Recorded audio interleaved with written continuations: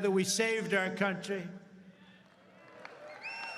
on that magnificent night 365 days ago. You know, I was with a group of very important people, and they say, think of it, last week, just last week, 6 days ago, 7 days ago, they said, you were campaigning 1 year ago. I said, no, it felt like I've been in this position for so long. And it's right. At that point, 1 year ago, I was actually campaigning. We did the McDonald's shot. Remember the McDonald's shot? We did the garbage truck shot.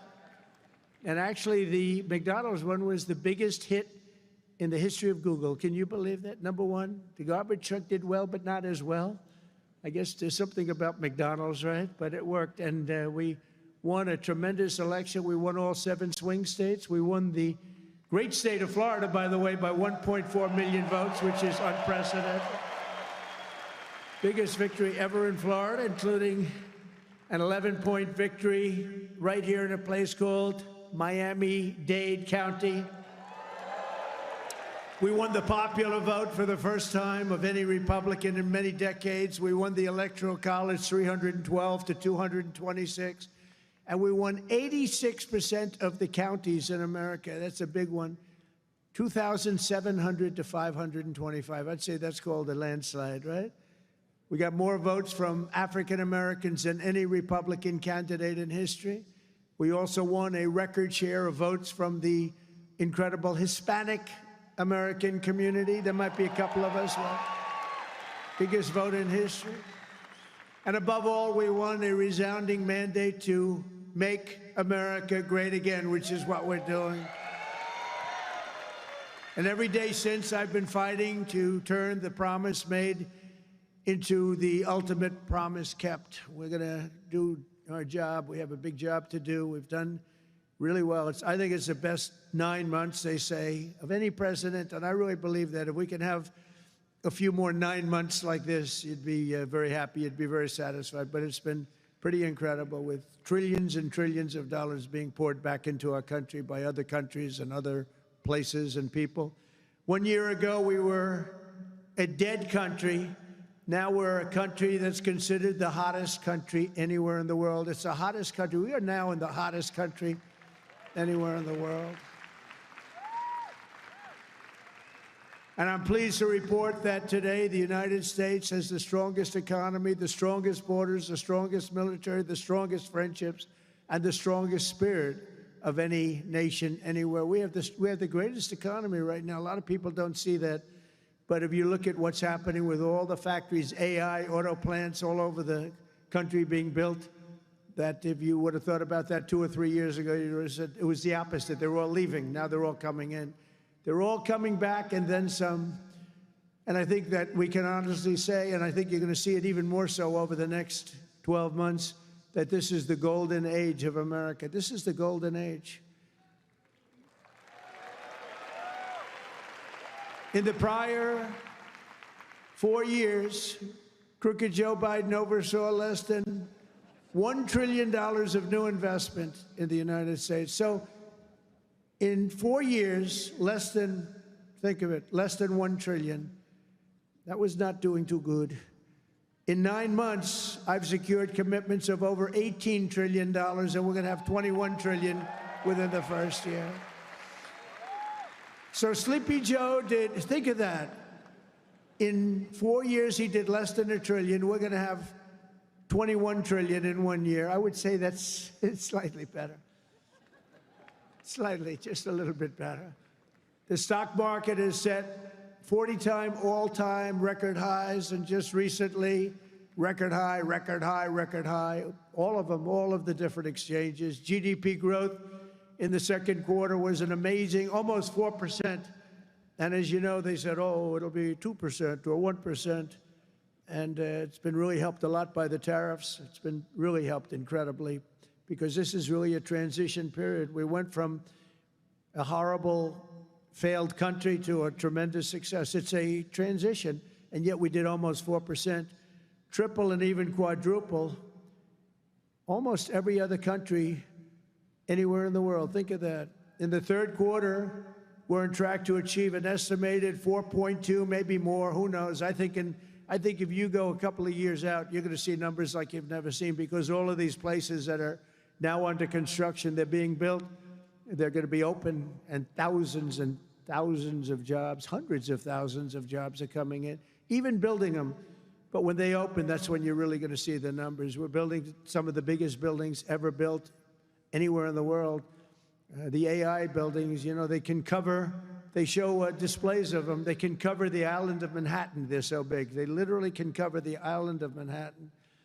In 9 months, we've lifted over 600,000 Americans off of food stamps, which is a record.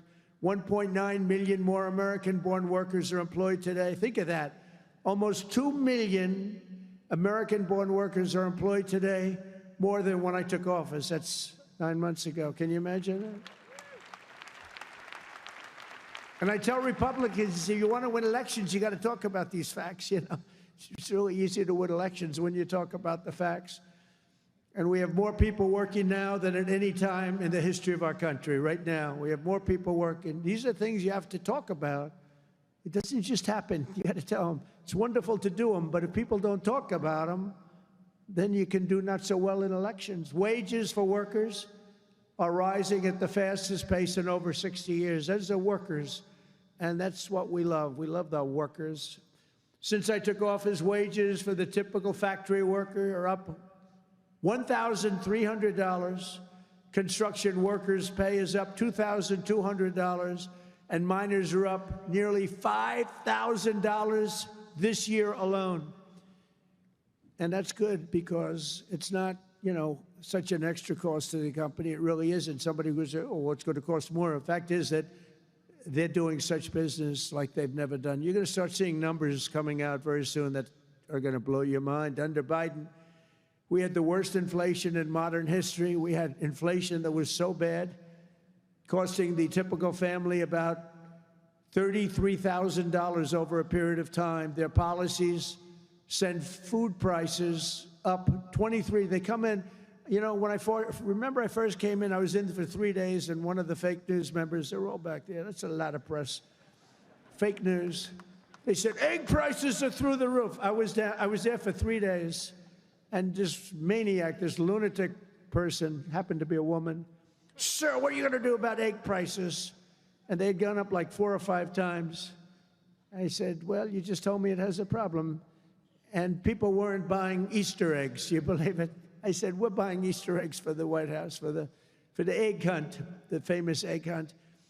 But within a couple of months, we got them down. We have a great Department of Agriculture headed by Brooke Rollins, and we did a great job, and we got them down to the level they originally were a long time ago. And we have that in just about everything. And if we don't have it, we get them down. Their policies sent food prices soaring 23%, the Biden policies. And it wasn't him. It was the people surrounding him around the desk. He didn't know what the hell he was doing. Biden. How the hell did that happen? Well, I know how it happened. A rigged election. That's how it happened. Think of the damage done. Although I must tell you, but this is a much more powerful term. I mean, this is a much better term. In one way, it's bad to see how bad people... You're going to see the same thing in New York, by the way. You watch what happens in New York. Terrible. But you're going to see that same thing. And I hope it doesn't happen, but you're going to see it. Gas prices are surging to $5 a gallon, even higher, and mortgage rates skyrocketed by 152%. But under the Trump administration, all of that is changing. Prices are coming down very fast, and we're bringing them back to the beautiful part where you can have, and you can truly say, we're talking about the American dream again. You didn't used to hear that term. You heard it during my 4 years, and then it disappeared. Now you're hearing it again more than ever. Because we had the most successful economy in the history of our country during my first 4 years. We rebuilt the economy, cut the biggest tax cut in history. We had the biggest tax cut in history, the biggest regulation cut in history. That's why we had the great economy. And now the only difference is we're doing better this time. Actually, we're going to have a bigger, better, stronger economy than the first 4 years. And that was the most successful economy in history. Gasoline prices have plummeted to the lowest in 2 decades, and we're going to soon see $2 gasoline. Think of that, $2 a gallon. It was up to $4.50, $5. And you know, when you get when you get gasoline and you get oil and gas down, it's so big, it's so massive, the importance of it, that everything else starts to follow. And that's what's happening. Grocery prices are way down, and Walmart just announced that the cost of their standard Thanksgiving meal, this is the greatest. They're greatest, they're wonderful. They come out every year with how much does a Thanksgiving meal cost compared to last year, right? And it always goes up, up, up. It's 40%, 30% more. Is 25% lower than 1 year ago. Isn't that great? That's a big deal, Rima. That's a big deal. I don't know if they care about that in Saudi Arabia, but here it means a lot. We got the princess here from Saudi Arabia. She's got a lot of cash. Serious cash, and she's a great person.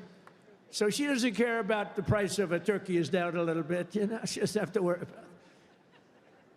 Since March, the price of eggs is down 85%.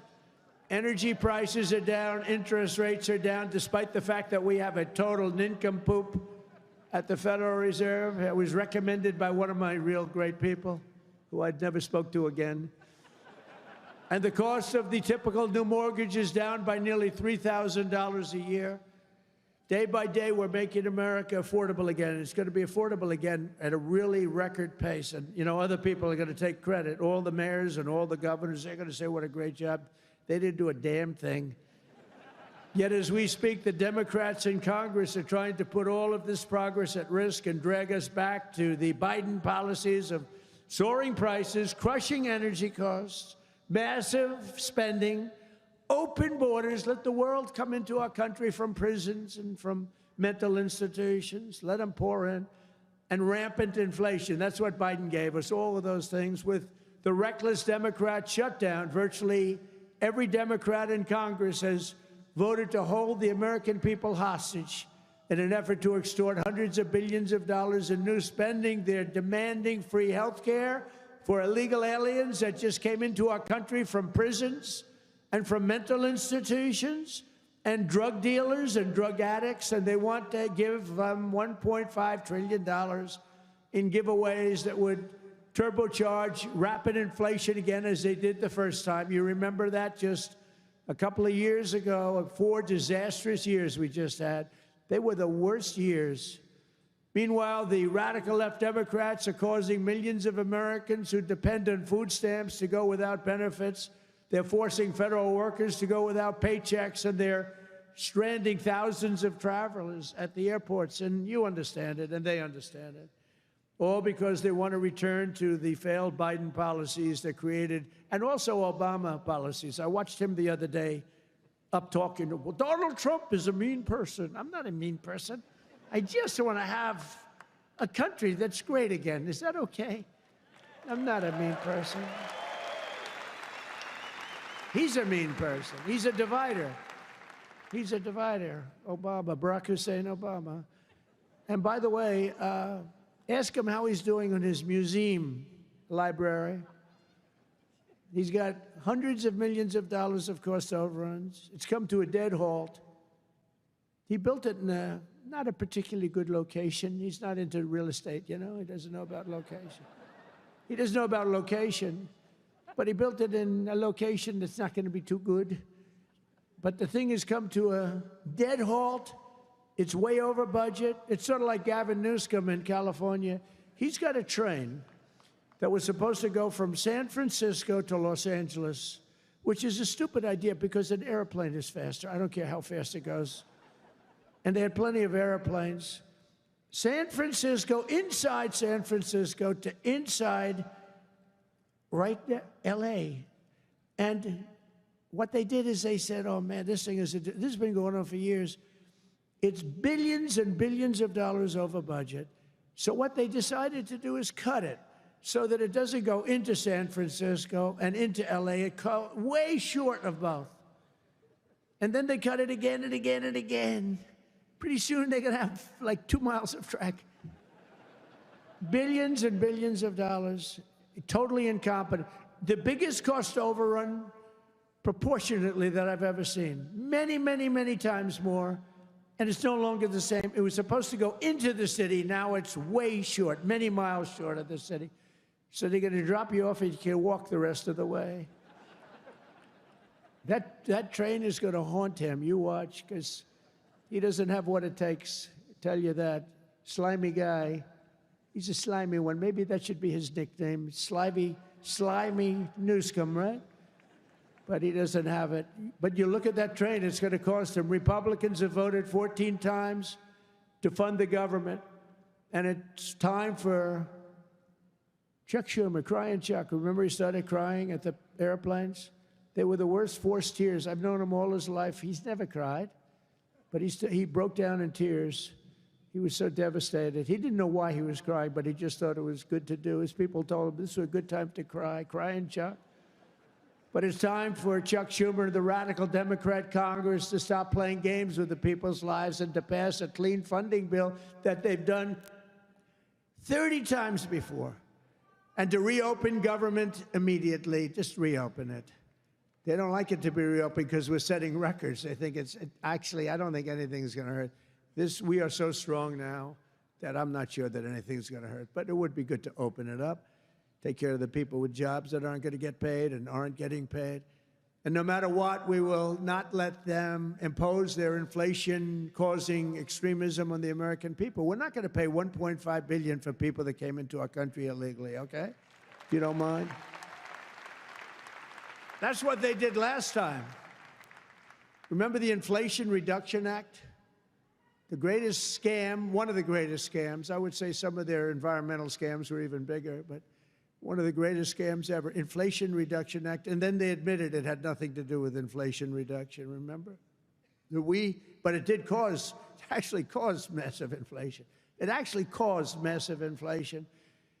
But we don't use auto pens in the Trump administration to sign things. We don't believe in that.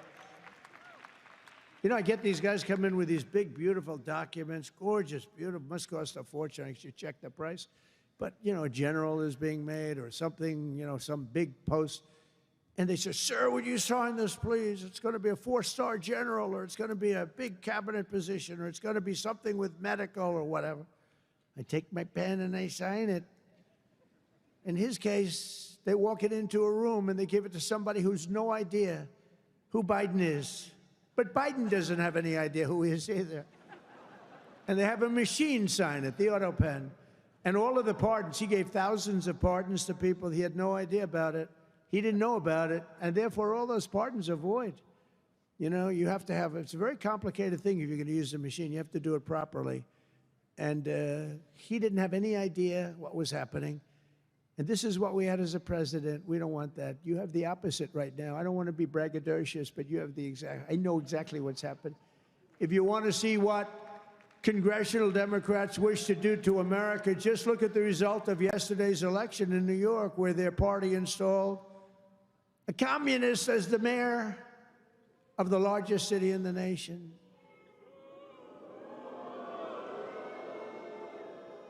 Remember, I've said we will never have a socialist elected to any post in our country. I used to say that, and I was right. We skipped socialist and we put in a communist instead. That didn't work out too well. But as I've warned for many years, our opponents are hell-bent on turning America into a communist Cuba or socialist Venezuela, and you see what happened to those places. For generations, Miami has been a haven for those fleeing communist tyranny in South Africa. I mean, if you take a look at what's going on in parts of South Africa, look at South Africa, what's going on. Look at South America, what's going on. You know, I'm not going to, we have a G20 meeting in South Africa. South Africa shouldn't even be in the Gs anymore because what's happened there is bad. I'm not going. I told them I'm not going. I'm not going to represent our country there. It shouldn't be there. Take a look at what's happening in different parts of South America. Take a look at what's happening in different parts of the world. But now the Democrats are so extreme that Miami will soon be the refuge for those fleeing communism in New York City. They flee. They flee. Where do you live? New York City, but I'm trying to leave because I don't want to live in a communist regime. I hope it works out for New York. I love New York. I love New York. When I left New York for the White House, it was good, except we had, you know, the telltale signs of trouble because we had a guy named de Blasio. Do you ever hear of him as mayor? He goes down as probably the worst mayor in history. Then he went to Harvard to teach government. Do you believe it? They took de Blasio, and they took that mayor from Chicago, the woman, the one that gets her hair done very expensively, right? Beautiful hair. She got beautiful, luxuriant hair. And they took her, and she's teaching at Harvard. They're teaching government. And then you hear about Harvard. We're trying to work a settlement with Harvard right now for about, like, a lot of money. I won't tell you what, but you'll be reading about it pretty soon. Because what they've done to Jewish people and what they've done to others is pretty bad, I'll tell you. It's pretty bad. Going to cost them a lot of money. After last night's results, the decision facing all Americans could not be more clear. We have a choice between communism and common sense. Does that make sense to you? Common sense. It's common sense or communism. And, you know, you take a look back 1,000 years, it hasn't worked. If it worked, we'd be using it, I guess, but it hasn't worked. Our opponents are offering an economic nightmare. We're delivering an economic miracle. We have delivered in 9 months. This is an economic, the biggest investment of funds in a country in history by many times. That's good. They want higher spending for government and illegal aliens. We want bigger paychecks for American workers and American families, and that's what we're delivering. You see that. They stand for crime and chaos and corruption. We stand for law and order and justice. Also, strong borders. Boy, do we have strong borders. They put America last. We put America first. We put America first. And as long as I'm in the White House, the United States is not going communist in any way, shape, or form. We'll stop it. We're going to stop it. Stop this nonsense. You know, I said they were voting last night. You could have a communist or a thug. A communist, and they took the communist, you know. It's pretty amazing. We could have done a little better in terms of candidates. From day one of my administration, I've been fighting every single day to turn around the catastrophe we inherited to make America the best place on the planet Earth to do business. And that's what it is. Right now, we're the #1 place. I'm getting plants approved in 2 weeks. It used to take 20 years before they got rejected. You'd have young people start off. Their whole business was getting a certain plant accepted. 22 years later, they're ready to retire, and they haven't gotten it. And then they go to a vote, and they get rejected after 22. They wasted a whole life looking for an acceptance. We do it in 2 weeks. We make sure it's good. We make sure it's great and proper, environmentally sound. Takes 2 weeks. My goal is to have the best tax rates, the lowest energy cost, the lowest regulatory burden, the most advanced technology, and the fairest trade deals anywhere in the world. You know, we're leading China. We're leading everybody by a lot in AI. And this was my idea, so I'm very proud of it. I said, build your own electric. People would come. We need more electric grid, sir. The electric grid's 200 years old. We need more electric grid. It's old. The electricity that the AI plants need alone is double the entire electricity that we have in the country right now. Can you believe it? So I had this idea. I said, we can't fix the old grid that much. We'll fix it up. We'll keep it going. A little Band-Aid here, a little Band-Aid there. It's old. And I said, here's what we're going to do. We're going to let these geniuses build their own electric generation. So they are building their own electric utility plants. They become a utility, if you think about it. They're building the utility and the electric right alongside. This is where they have their transformers and everything. They're building the most expensive electric plants you've ever seen, generating plants, some by nuclear, some by oil and gas, some by coal as a substitute.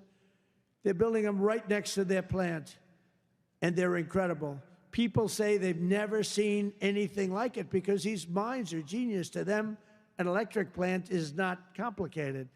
To them, an electric plant is better than the people that produce electricity, although Florida Power and Light is doing a lot of plants for people. They're pretty advanced pretty advanced, I have to tell you. But they're building their own juice next to the plant. Isn't that sort of a cool idea? And you know, when I first proposed that, they came into my office with, you know, they have unlimited money, but they were trying to figure out how they could build it because they had no electric of any consequence.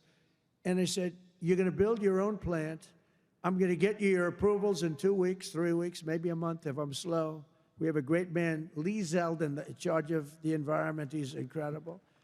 And he's tough, too. He's very tough. But they have their approval in 2, 3 weeks. You know, they're dealing with the best experts in the world. They know what they're doing. It's amazing when you see some of the stuff come in, designed by guys with 190 IQs, and then you have an inspector who's not quite as smart as that, inspecting it to see whether or not it's okay, and he has no idea what he's looking at. No idea.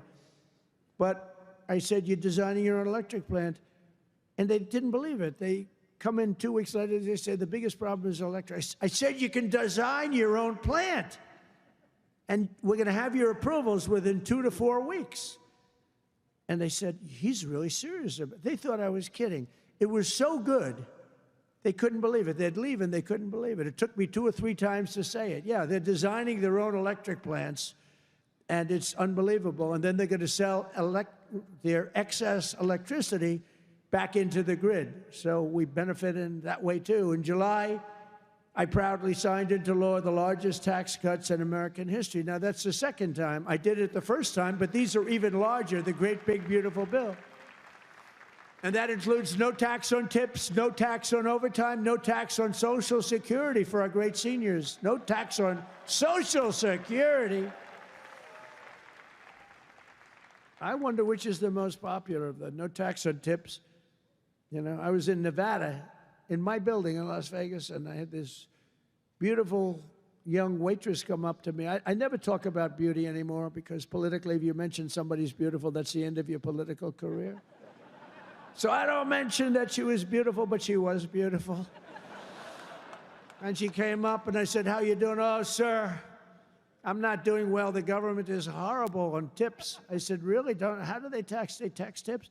They tax us and they go after us. I've never seen anything like it. It's made my life miserable. Sir, there should be no tax on tips. She said to me, no tax on tips. I said, say it again. She said, sir, there should be no tax on tips. So we had a lot of the fake news waiting for me outside of the restaurant. So I went out and I said, ladies and gentlemen, I have an announcement to make. There will be no tax on tips. That's how it all started. And I won Nevada. I won Nevada. Because, you know, in Nevada, every job is basically, you know, you're a waitress or you're working in a hotel. No, that's how it started. So it was amazing. We won Nevada easily, which is usually not a stronghold for Republicans, but it's become a stronghold. So I want to thank the waitress. She did a great job. But when she said those words, sir, there should be no tax on tips, it's amazing. Somebody else would hire a consultant, pay them millions and millions of dollars. They'll come back.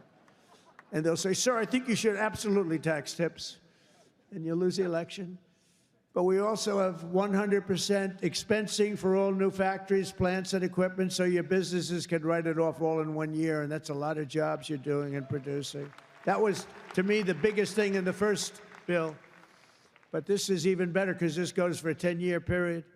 Upon taking office, I signed an executive order requiring that every new regulation, every time we issue a new regulation, think of this, 10 old regulations must be eliminated simultaneously.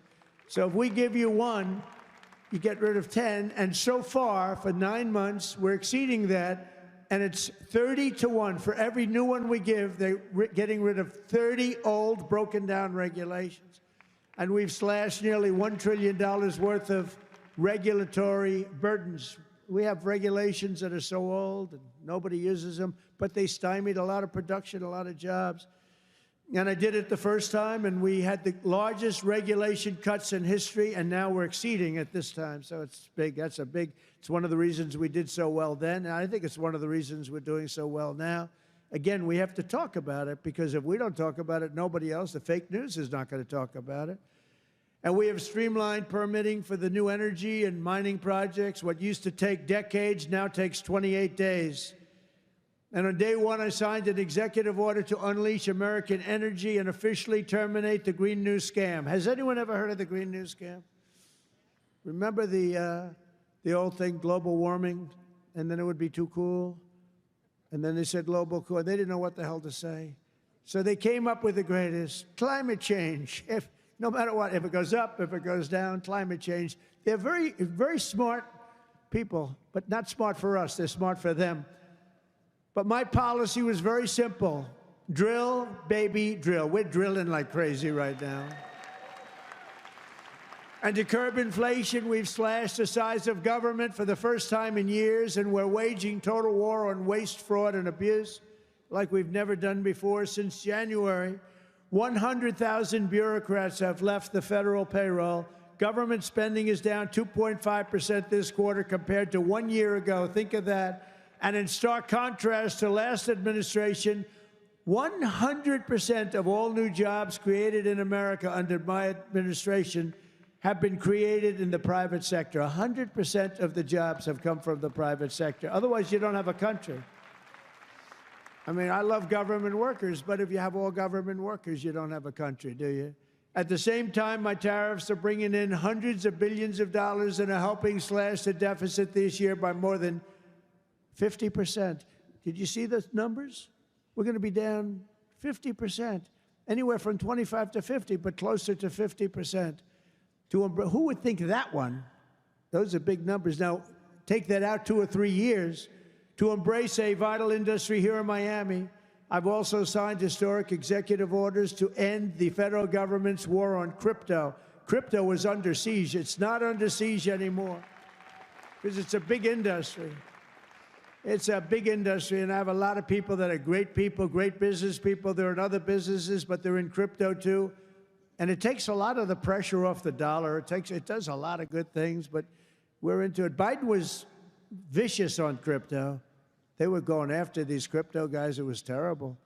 They were under indictment, but I got indicted too. I got indicted. I made a phone call. Congratulations on your victory. He made a phone call. Let's indict him. These people are the worst. Then they say, he's gone after Comey. They indicted me. They impeached me. They did everything. It's unbelievable. Who the hell else could have taken that? Do you guys know anybody else that could have taken it? I don't think so. A lot of people say, you're the only one could have taken that. I don't know if that's true, but there aren't too many. We're making the United States the Bitcoin superpower, the crypto capital of the world, and the undisputed leader in artificial intelligence. We're leading China by a lot. And don't forget, if we don't do the crypto properly, China wants to do it. They're starting it, but they want to do it. Other countries want to do it. If we don't do it, it's a big industry. We're honored to be joined today by a man who has been a true champion for many of these bold policies. He really has. He's been a great guy. He was a little late in his endorsement of me, I'll be honest with you. He endorsed me. You know, these guys that endorsed me after I won, I don't know. That's not... Sir, I'd like to endorse you. No, I won the election. Nah, he's a good man, actually. I've known him a long time. He's helped turn the area into one of the hottest markets in the country and one of the greatest cities in the world. Miami Mayor Francis Suarez. Please, Francis, come up, please.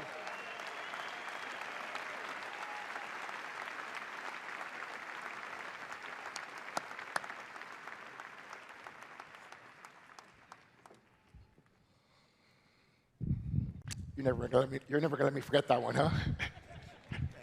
Thank you, my brother. Thank you, Mr. President. Just a little shorter than you are. Oh, it's truly a great honor to be here with you this afternoon and to have you here once again in the great city of Miami. Your leadership and your vision have shaped not only our nation, but also the future of our city. Miami's success today is rooted in the values that are deeply American: opportunity, freedom, safety, and innovation. These are values that you have championed with conviction, and they are the same values that have made Miami a symbol of what's possible.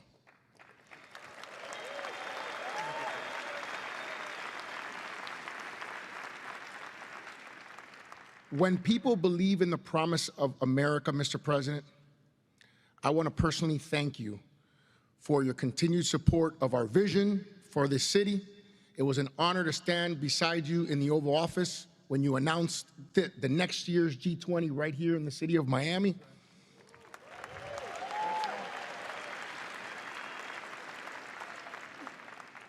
Thank you for choosing our city to host what is perhaps the most important and consequential gathering of leaders from around the world. Miami has come a long way, and we will rise to the occasion, Mr. President. On behalf of the people of Miami, it is my privilege and honor here, on behalf of my wife, the America Business Forum, Nacho, Sergio, and everyone, to give you like real estate, right? I do. Yeah. This is a key that opens some really nice presidential library real estate. Wow.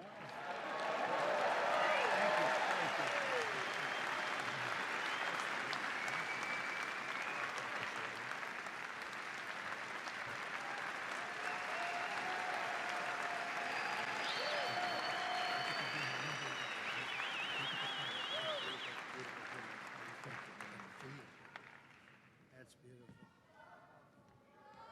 Thank you. Thank you very much, Francis. I appreciate it. And you know, he's really a special guy. I'm going to take this, I'm going to put it in the White House, and then I'm going to move it to Doral in about 3.5 years. We put it right in Doral, right? In the lobby of Doral. A lot of people from Doral. Well, thank you. That's a great honor. I also want to thank a man who has been unbelievable in terms of Israel and so many other things. He was a great real estate developer, but he had a great personality. And you need a personality for this. And I said, he's just as good as there is, and he's done so well. And you look at what's happened with Israel. We have peace in the Middle East. Can you believe it? Peace in the Middle East. And he's special envoy Steve Witkoff. Steve, where are you, Steve? Wherever you may be.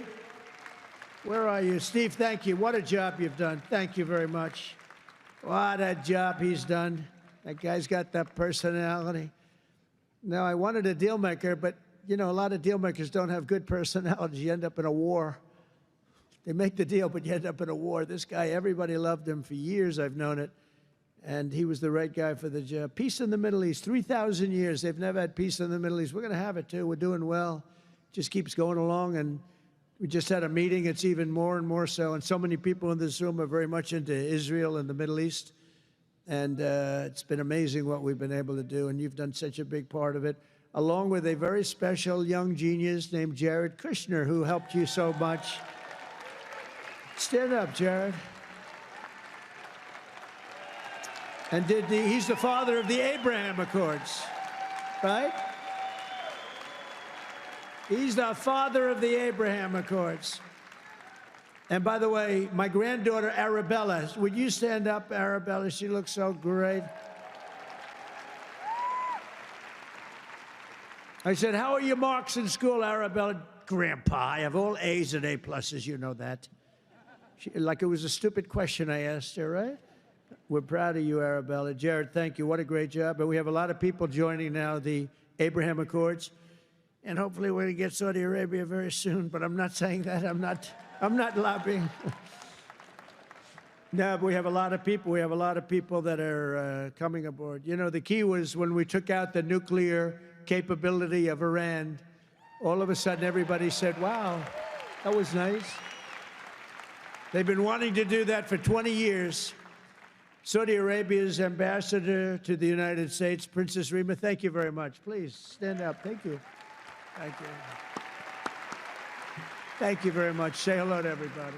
Okay? Say hello to a great group of people in Saudi Arabia. Thank you. Stephen Miner, Mayor of Miami Beach. Stephen Miner. Where is Stephen? Thank you, Stephen. Thank you. Good job you're doing. Excellent. Thank you, Stephen.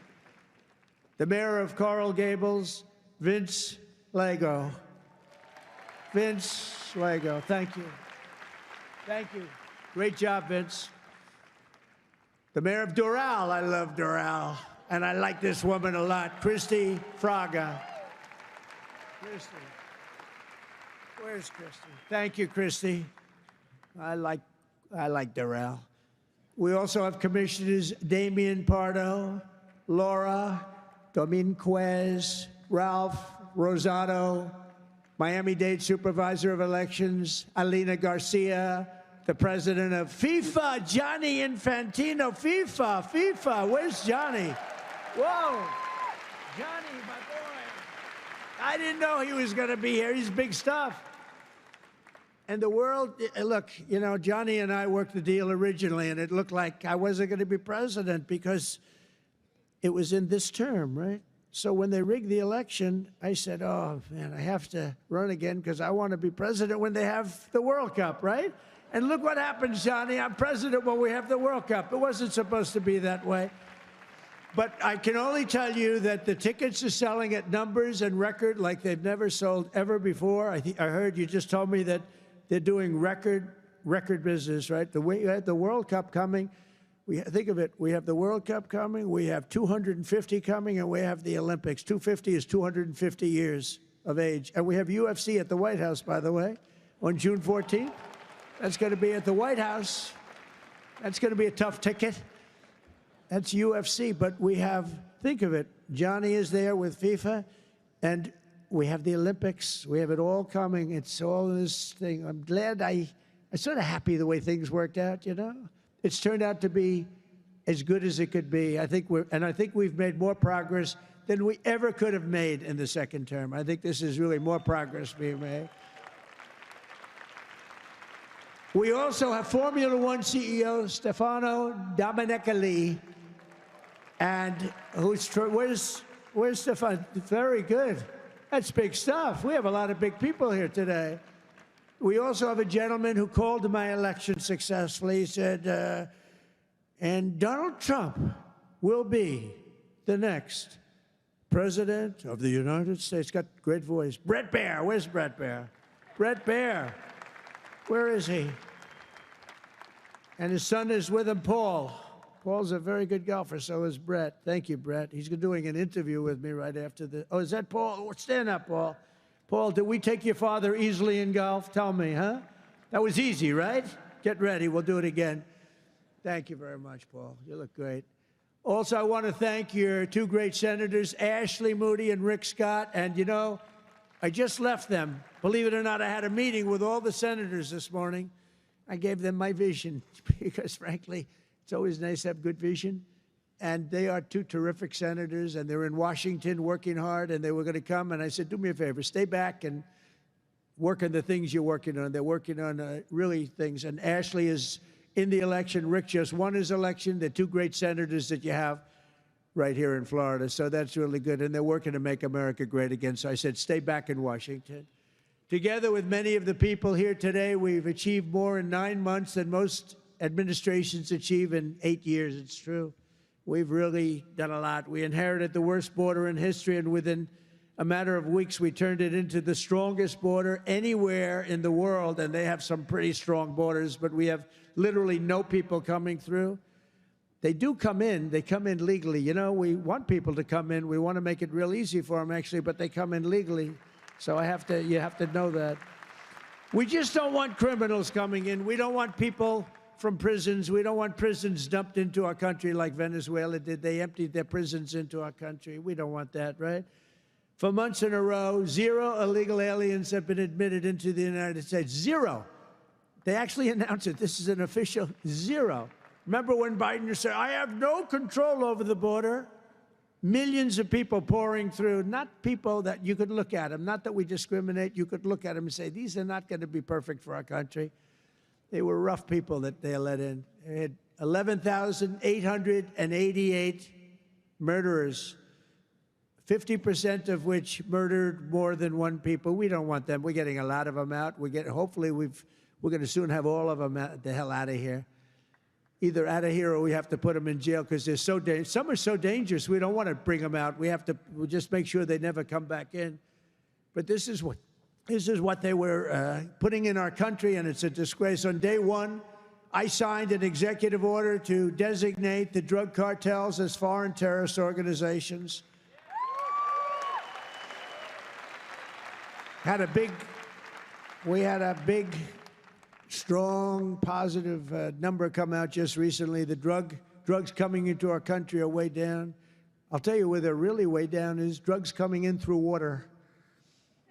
People are saying, no thanks. I don't think I want to ride in that boat today, please. We want you to take these drugs into the United States. You know what? I think I'll take a pass, sir. The drugs coming in by border are not much. Every boat that we hit kills, think of this, if it gets through, kills 25,000 Americans plus, but 25,000 Americans. Every time we hit a boat, we save 25,000 lives. Got to look at it that way. And we're arresting and removing thousands and thousands of dangerous gang members, MS-13, Tren de Aragua, all these gang members are being thrown the hell out of our country. And if you look at Washington, D.C., it's now a safe community. We're in Memphis now, and within 2 weeks, all of a sudden, it's like a safe community. It's really made unbelievable progress. And we're blowing up cartel terrorists. We're blowing them up linked to the Maduro regime in Venezuela and others. Look, it's not just Venezuela. But a lot of things are coming in. Look, Venezuela emptied their prisons into our country. Nobody wants that. They emptied their prisons into our country. We're liberating our cities from the scourge of violent crime, making our country safe and beautiful again. We're starting in our capital, Washington, D.C., which right now you can walk through the middle of Washington. You have no problem. 6 months ago, that wasn't the case. 1 year ago, it was a disaster. But law enforcement, our military has done an incredible job, actually. It's a safe, very, very safe city again. And it's been beautified. We're putting new medians in. We're covering the roads with nice, clean, beautiful asphalt. We're redoing the grass in the parks. It's really becoming beautiful again, and it's safe. We don't get calls that, think of it, call to the parents, your son, sir, has been killed. He came to see the Lincoln Memorial, and he's dead. No, that's not happening anymore. We run it tough. We run it very tough. Sometimes you have to be a little tough to get rid of. These are thugs. These are bad people. We're bringing them the hell out of our country where they came from. We renamed the Department of Defense to the Department of War. And well, if you think about it, after the Second World War, they changed it to defense, right? So we won the First World War. We won the Second World War. We won everything in between and everything before, never lost a war. We still don't lose wars. Sometimes we don't fight to win. You know, we'll stay around the country for 15 years, just bomb the hell out of everybody, make everybody miserable. Nobody knows why we're there, you know, the wars that never end. But we made it clear that the days of political correctness in our military, they're over. We don't want to get into wars. I rebuilt the military. We have the strongest military by far in the world. We make the best equipment, the best missiles, the best rockets, the best everything. We redid our nuclear. We're the #1 nuclear power, which I hate to admit because it's so horrible.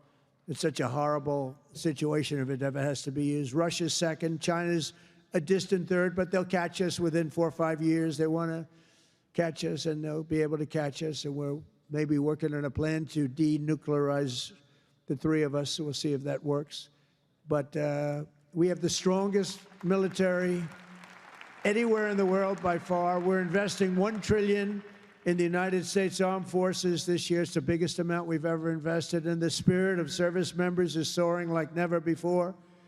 We used to have recruiting shortages a year ago. You remember, you couldn't get people to join our military all around the world. You couldn't get them to rejoin. You just couldn't, no matter what you do. That we were way short. Now you can't get into our military. The waiting list, you have waiting lists to get into our military because we have spirit in our country. And all around the world, America's making peace, and we're really making peace through strength because they know they're not going to mess around with us. Nobody's going to mess around with us. You saw what happened. We made a deal with China last week, and we made a deal with Japan last week. We made a deal with Malaysia. They helped us so much. All great economic deals, all great. Great for everybody. In 8 months, I ended 8 wars, including Kosovo and Serbia, the Congo and Rwanda. That was going on for a long time. Pakistan and India. You know, I was in the midst of a trade deal with both of them. And then I read on the front page of a certain newspaper, I said, I don't know, mention the newspaper because it's usually fake news, but I heard they're going to war. 7 planes were shot down. An 8th was really badly wounded. But 8 planes were shot down, essentially. And I said, this is war. And they were going at it. And they're 2 nuclear nations. I said, I'm not going to make any trade deals with you guys unless you agree to peace. No way, this has nothing to do. I said, it has everything to do. Your nuclear powers. I'm not trading with you. We're not making any deals with you if you're at war with each other. A day later, I get a call. We've made peace. They stopped. I said, thank you, let's trade. Isn't that great? Tariffs did that. You know what? Tariffs. Without tariffs, that would have never happened. Israel and Iran, Egypt and Ethiopia, Armenia and Azerbaijan, and Cambodia and Thailand. All of them were in war, starting war. Some of the wars were 32 years old. One was 38 years old. Amazing. They tried to, President Putin, I spoke to him 2 weeks ago, and he said, on the one, he said, we've been trying to settle that war for 10 years. We weren't able to do it. You got to settle. I got some of these things settled in an hour. No help from the United Nations at all. The only thing I got from them was a blank teleprompter. Remember I went up there, Princess? Ladies and gentlemen, on behalf of the United States of America, President Donald J. Trump, I'm looking at the teleprompters, and I have all my friends, including your family, sitting out there, 158 leaders, some in beautiful silk white robes, others in bad shirts, bad ties, and some in beautiful shirts and ties. But they're all the leaders, 158 leaders. And they're saying, President, and I'm walking up to the President Donald J. Trump, and I'm looking at the teleprompter, stone cold blank. They did it on purpose. And I think I gave my best speech. That's what I was told.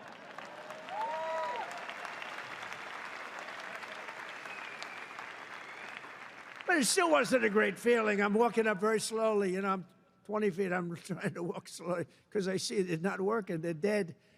They did it on purpose. But it worked out okay. Not great people. Most important of all, for 4 weeks ago, and this is very important, we brokered the historic peace deal that ended the war in Gaza. And it's a serious end, too. You know, I read a lot of people, oh, it's very tenuous. Jared and Steve, I don't think it's tenuous. Do you? I hope it isn't, because otherwise I'll have to cross it off. I'll have to say only ended 7. But that was a tough one, right? That was a tough one. But there's nothing tenuous about it. It's a serious end. Gaza has been a disaster for so many years, and I think it's an end. I think you're going to see some tremendous things happening. We just had a meeting just before I got up, and some great things are happening. And with Israel and peace in the Middle East, it's amazing, actually, what they've done. And what you two guys have done have been incredible. On day 1 of my administration, I signed an executive order to slash federal funding for any school that pushes critical race theory or transgender insanity on our youth.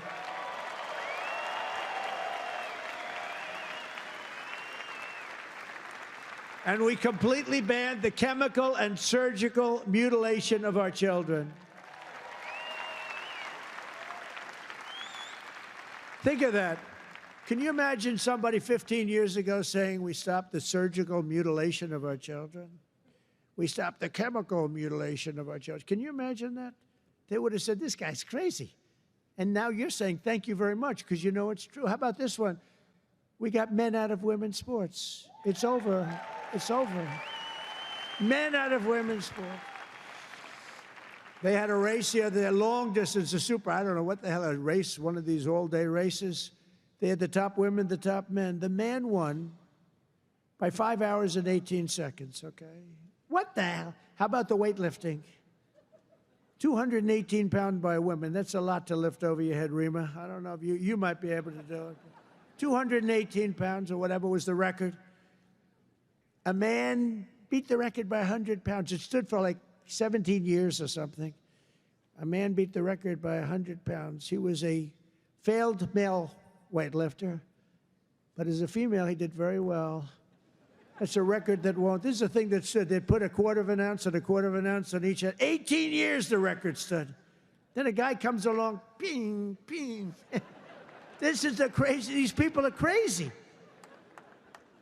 And Mandami, whatever the hell his name is in New York. No. He thinks it's wonderful to have men playing in women's sports. The swimming's good too, you know? You know the story? Records are being beaten by numbers that nobody's ever seen, nobody ever thought possible. But a lot of those records are being changed back to where they should be. And I made it the official policy of the United States government that there are only two genders, male and female.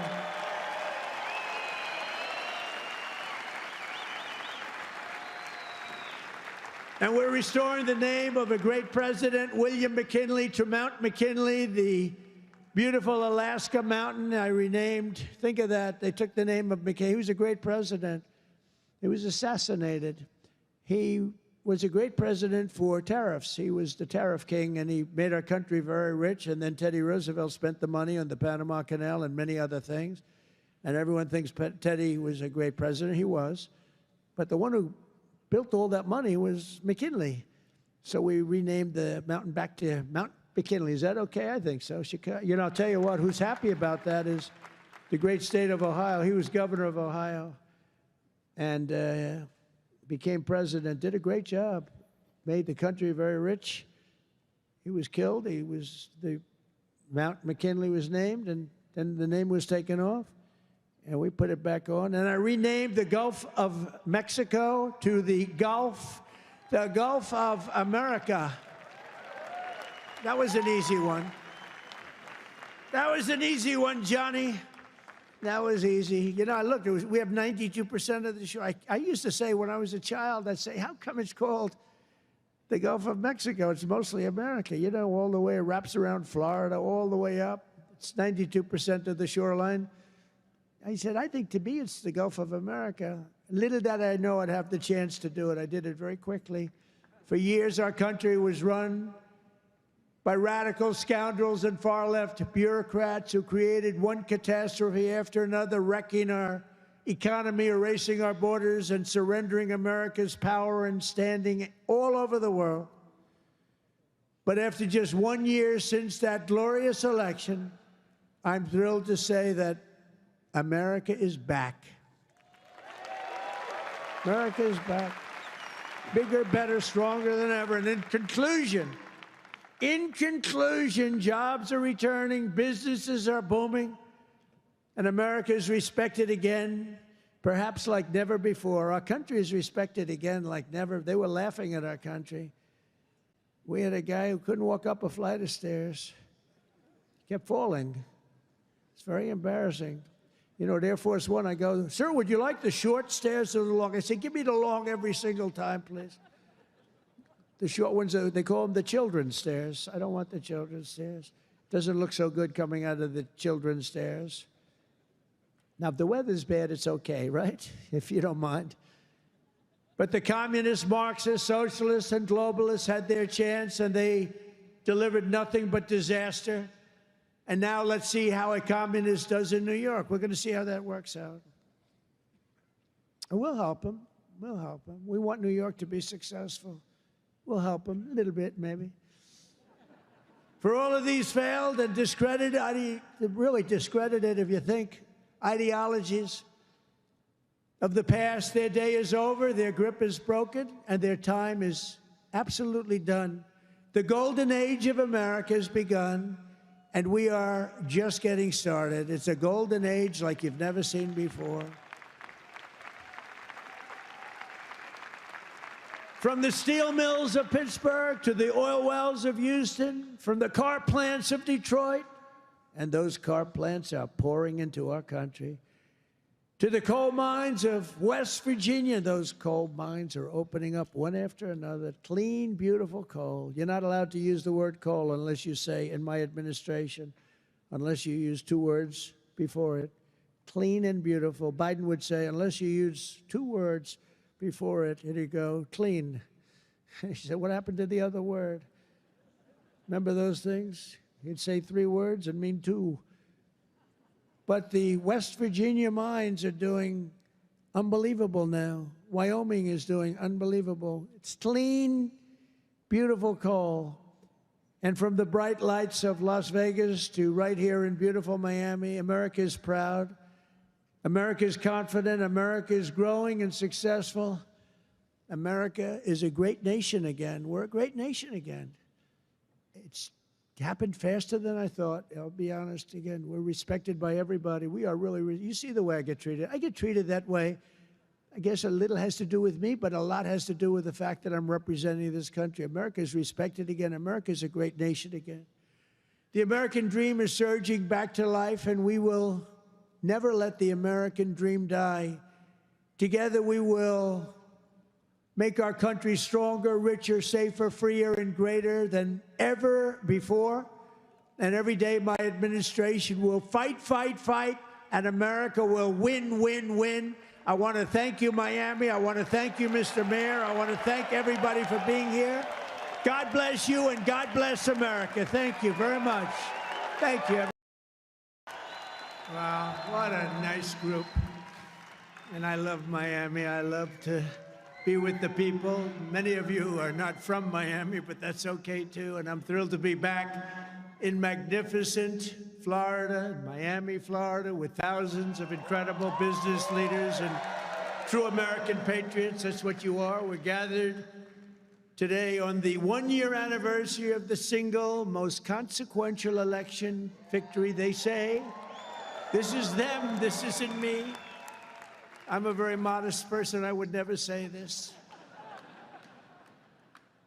The single most consequential election victory in American history is possible. I mean, it's possible. We've done a lot.